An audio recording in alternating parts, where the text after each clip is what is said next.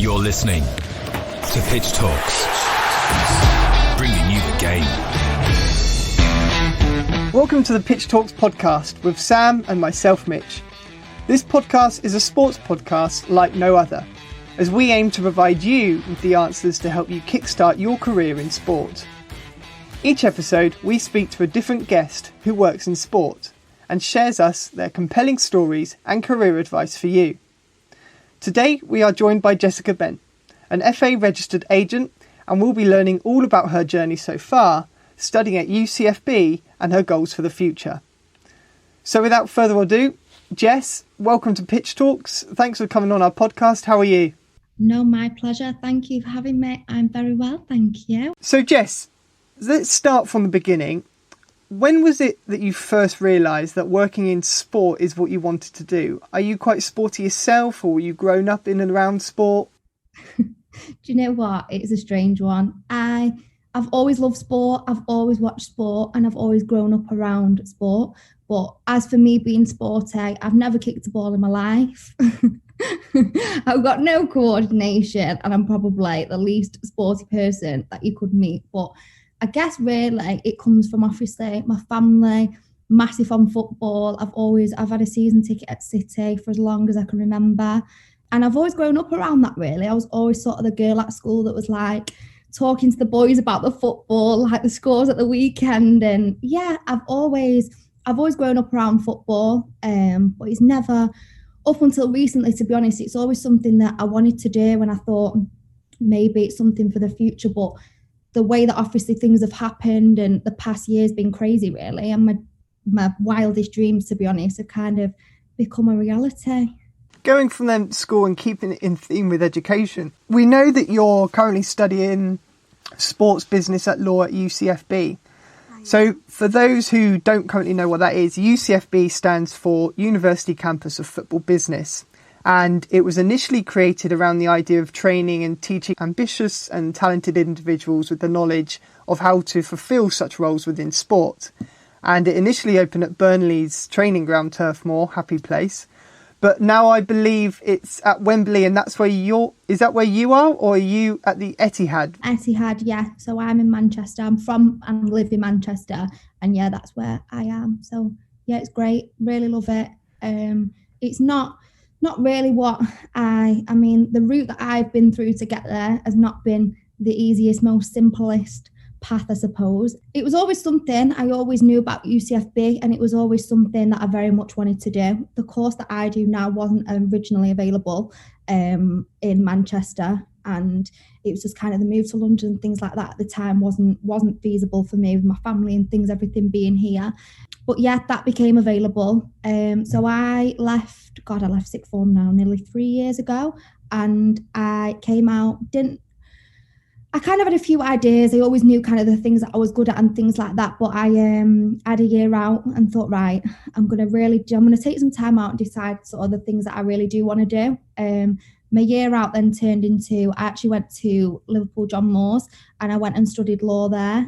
And then this, obviously, we went on to lockdown, what was it, God now, nearly a year ago. And at the time I was just thinking, do you know what, I was doing my degree at John Moores and I liked it, don't get me wrong, but I just knew. And I think sometimes when you know that something maybe isn't right for you, I think you get that feeling. And I'd always had that feeling, but it was just kind of one of them things where I thought, I either run with this and I go with it, and then I do these 3 years and I decide what I'm going to do at the end of it, or I sort of change things now. And obviously when that came up and everything was on lockdown, that was sort of the time that really made me realise what it really was that I wanted to do. And I thought there's no time like the present. So yeah, that's where I've ended up. So it's not, I think the important thing is for me that I always used to think that everything, I am a bit of a perfectionist, and everything used to have to be like, everything was done right the first time. And I've actually realised that, you know what, the best things that have come out of the things that I've done and I've managed to do have been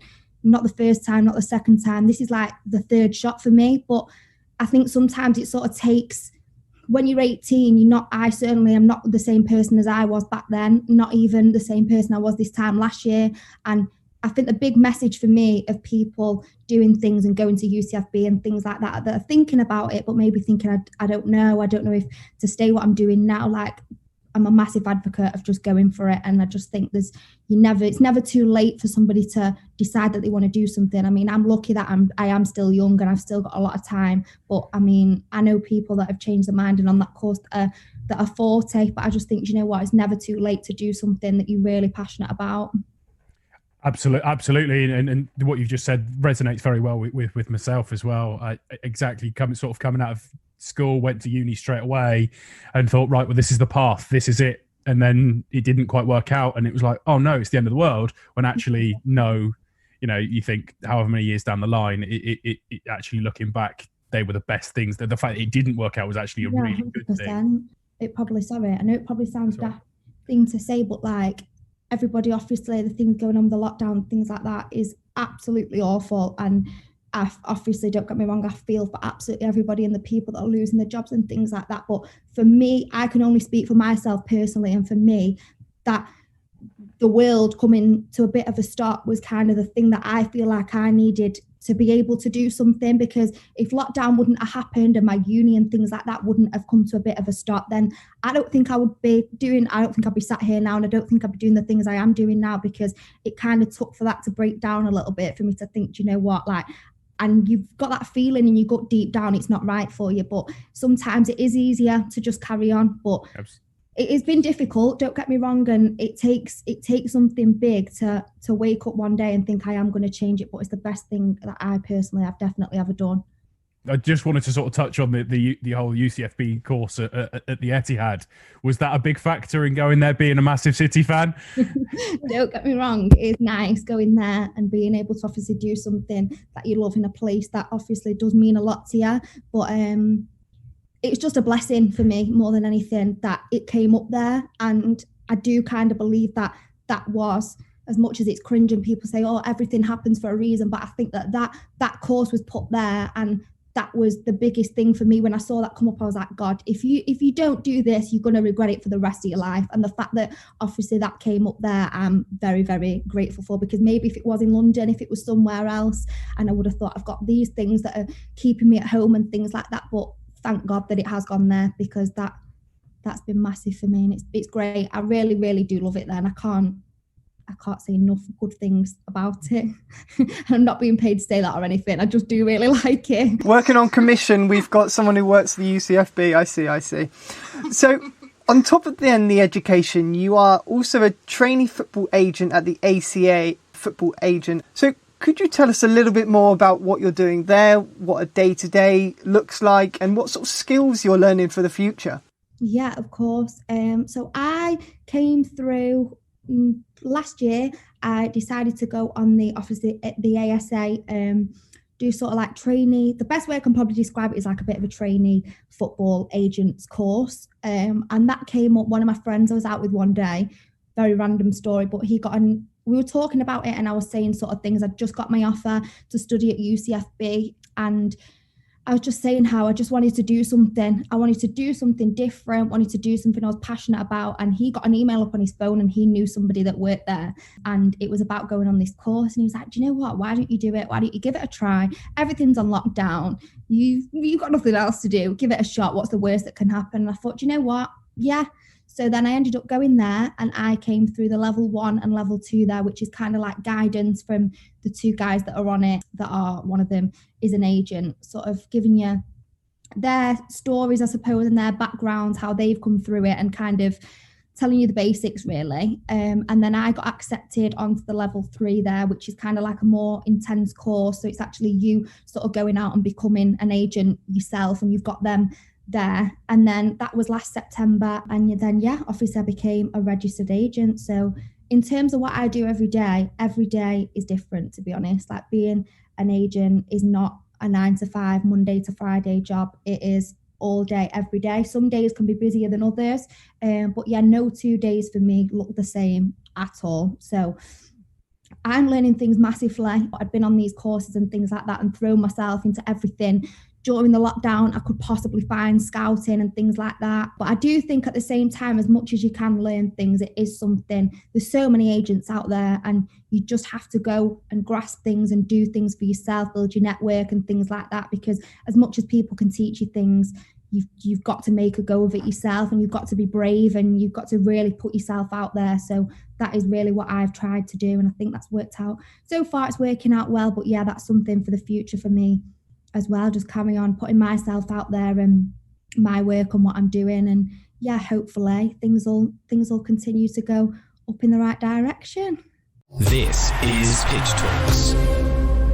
It's very much about the players, and obviously the one thing I want the players to focus on is obviously the performance on the pitch, because that's the one thing that they can control, and that is the one thing that ultimately is going to make it. But what I sort of look to do is really sort of eliminate any worries and things that they've got off the pitch. I mean, especially at the minute, we deal with a range of people, a range of players in totally different, no two situations and no two people, and their needs are the same really. But what we try and look to do is just really be supportive really, and any worries and stresses that they've got, whether that's with contracts and things like that, we just try and take that all away from them so they can focus on the main thing that is important, which is the career. And I think for a lot of them, it is nice to have someone there that does understand it and does understand how the game works and things like that to kind of guide them, because sometimes it is difficult when they've got a lot of people that are there for them, but they maybe don't understand how difficult the game can be and how cutthroat it is, to be honest. So we're sort of there as we're never going to promise and sell dreams that we can't ever fulfill. But at the same time, we're there to sort of give them the support and I suppose a bit of the push that they need, and take away all the boring jobs really, and let them just focus on playing the football. But yeah, that's what I really do like about working there, because that's something that obviously is big with me, and I like the sort of way that we've obviously put in a lot of things that extra little bits, so support with obviously things like mental health. It's just other little extra touches, I suppose, that show that we're there for them and we've got the backs, and especially in a time where things are so up in the air. I mean, some of them can't even play at the minute, obviously because of the situation. But yeah, we just got to be there for them, I suppose, and just help them along the way. So then that process of getting players to come and work with you, what is that process like? Do you approach players or do they come to you, or is it a little bit of both? To be honest, it can completely depend. So like I said before, no two situation is the same really. And obviously you speak to a complete range of people from complete different backgrounds and things like that. But for me personally, I would really try and look to take on people that I really did think and believe that I could help and do something with. For me personally, I would never take on somebody just to bring up the numbers and for the sake of it. If I did not believe that I could give them what they wanted and fulfill sort of their needs in terms of helping them along the way, then I just wouldn't take that person on, purely because I do believe that obviously there's a lot of agents out there, and there's a lot of great agents out there, but at the same time, these people are human beings and so are we, and we've just got to look at it, I suppose, as that you've got to do the things that are morally right, as much as you want to take as many people on as you can and things like that. Not everybody is going to be for you, and I sort of do look to take on the people that I think I'm a good fit for them and they're a good fit for me as well, because unfortunately you can't help everybody, but I would really look to take on people and help people that I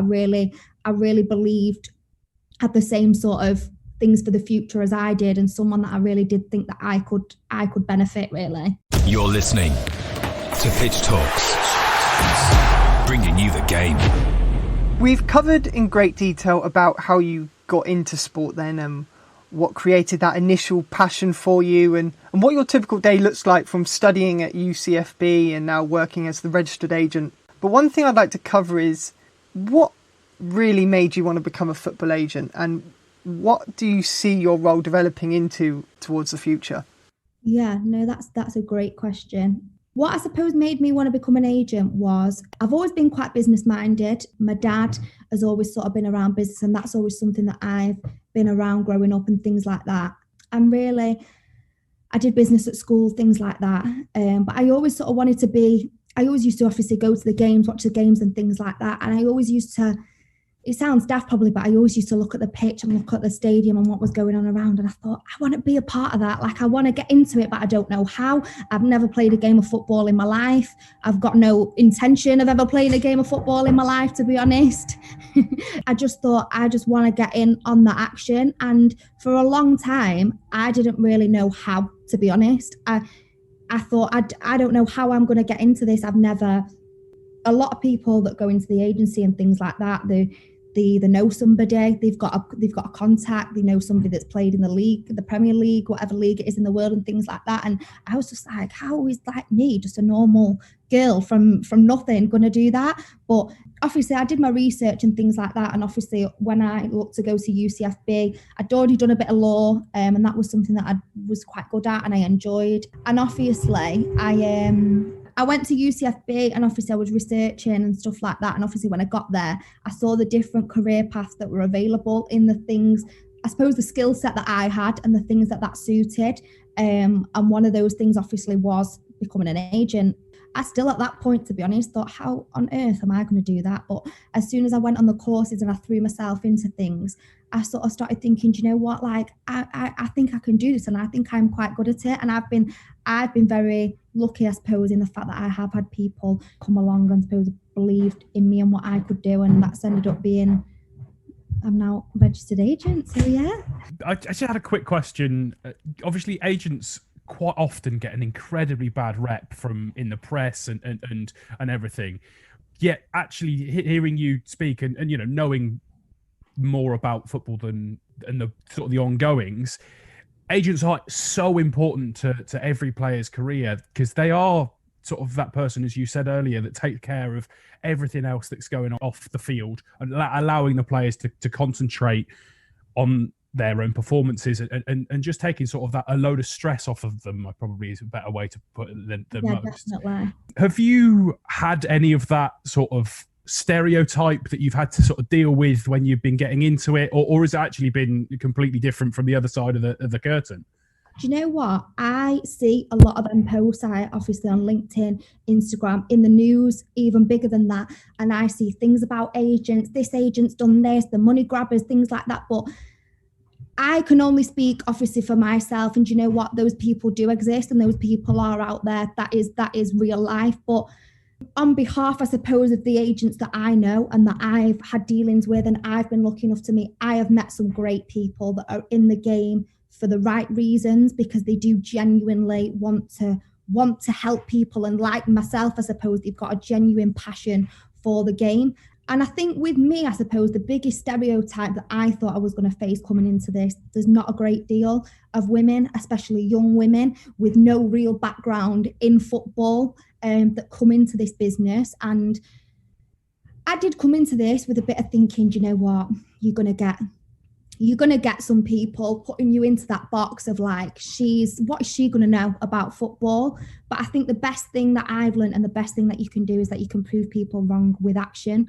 And I would like to think as a woman, and as a woman coming into football, I can do everything that a man can do, and I am confident enough in that. And I suppose in these courses and these things that I've gone on, you could go in there and you could be really daunted going on a course and there's 20 other men on there and everybody's saying what they've done and the backgrounds and things like that, and I'm coming onto it saying, I'm Jess and yeah, I'm trying to be a football agent. But do you know what, I have thrown myself into that, and I wouldn't say, I think the biggest thing is you've got to have thick skin. And fortunately, I think I do, because I've come into this and I've kind of thrown myself into everything that I could. And I wouldn't say I'm intimidated by that. I think it would be very easy to get intimidated by coming into an industry that's male dominated and there's maybe not much opportunity for women. But I've kind of took that and I've thought, you know what, I suppose I believe in myself. And when you have got other people believing in you around you, that doesn't really affect me, because I don't see myself as being any different from the men that are trying to get into the game and are into the game and things like that. So I just see myself as being me, I suppose. And I think that is really the best thing that I can be. I don't pretend to be anybody or anything that I'm not. And I think that does translate quite well into the people that I speak to, because obviously when I speak to people, I speak to a range of people, whether that's parents, coaches, the players themselves and things like that. And I think I just sort of give off give off the vibe that I am just me and I am a normal girl. And you know what? I am, as much as the success and things that I've had, I'm getting started as well. And I've got a lot of things that I want to accomplish. And I'm just a normal girl that's achieving her dreams and ambitions and things like that. So I can probably resonate to a lot of the players that are in similar kind of positions that have got these dreams of doing things and they're trying to crack them. So yeah, I suppose the best thing that I think I can be is myself, because there's got to be something that sets you apart from all the other agents out there. But yeah, I believe that is just me and being real. So yeah. You're listening to Pitch Talks. So I wanted to touch on what you said about sort of the challenges that you have faced, sort of being a woman in a male-dominated sector. To be completely honest, I am very, very lucky, because I haven't really had anybody that has put me into that box of being, you're a woman, you're young, you're coming into football. And people, I have had messages and things, don't get me wrong, from other people saying like, probably trying to put you off and saying like, God, it's tough and it's hard work and things like that. But I do like a challenge, and I mean, I'm still here now, so it's not put me off yet. But no, I have been very lucky in that the majority of people that I've spoken to, and obviously the people that now have become like friends and colleagues and things like that, have been very, very positive towards me coming in from day one. So I wouldn't say I have had any of them stereotypes and things like that, which unfortunately not everyone's going to be as lucky as that. And I'm sure as things progress in the future and things like that, I probably will get a little bit of that, but I wouldn't say that is something that does bother me. I think the biggest thing is that if you just need to believe in yourself, because it's ultimately yourself that's going to do it. They can give you all the advice and the things in the world, but it's you that's got to put yourself out there. And yeah, so far things are going great, and I've met some really, really great people. I cannot stress that enough. I think the best way to end this, Jess, is the final question that I have is about career advice. You know, you've said a lot of inspirational things throughout this episode, but just to sort of wrap it up as your final piece of career advice for anyone who's looking to get into become a football agent, or for women trying to get into sport, what would you say? I honestly think, and it is so cliche, but if I can do this, anybody can do it. And I think the biggest thing, like I keep saying, is believing in yourself and self-belief and thinking that you can do it. And I think that's where it started with me. But I would honestly say that anybody can become a football agent. It's very, very easy to go out there and register and get your license. But it takes a lot to sort of become a serious agent, I suppose, a real agent. And it's hard work. It's sometimes, of course, you doubt yourself and you think everybody has tough days, but anybody can get into this industry. It'll take a lot of hard work, and there's a lot of things for me. I still see myself as only getting started. I've got a lot of things that I still want to accomplish and things like that, but I never imagined, if you would have told me a year ago, 2 years ago, that I would have been doing this now, I would have never, ever believed you. And I think that is the biggest thing for me, in that anybody can do anything. And I think I'm probably living proof of that, really. But I would also never let the comments and the things that people say put you off, because there's a million reasons why you can't be a football agent. But I look at the ones that you can, and that's really helped me and worked for me, I suppose. And that's got me to where I am now. Well, no, thank you once again for joining us on Pitch Talks. It's been great learning about what it's like at UCFB, the workings into becoming a football agent, and we wish you all the luck for the future. Thank you very, very much. Thank you so much for listening to Pitch Talks. Until next time, goodbye. Thank you for listening to another episode of Bringing You the Game by Pitch Talks. For more information on our latest episodes, careers advice, or to even get involved as a guest, get in touch with the team at mitch@pitch-talks.com. That's mitch@pitch-talks.com, or send us a message on any of our social media platforms. Thanks for tuning in. Bringing you the game. All Pitch Talk content is copyright protected. Pitch Talks.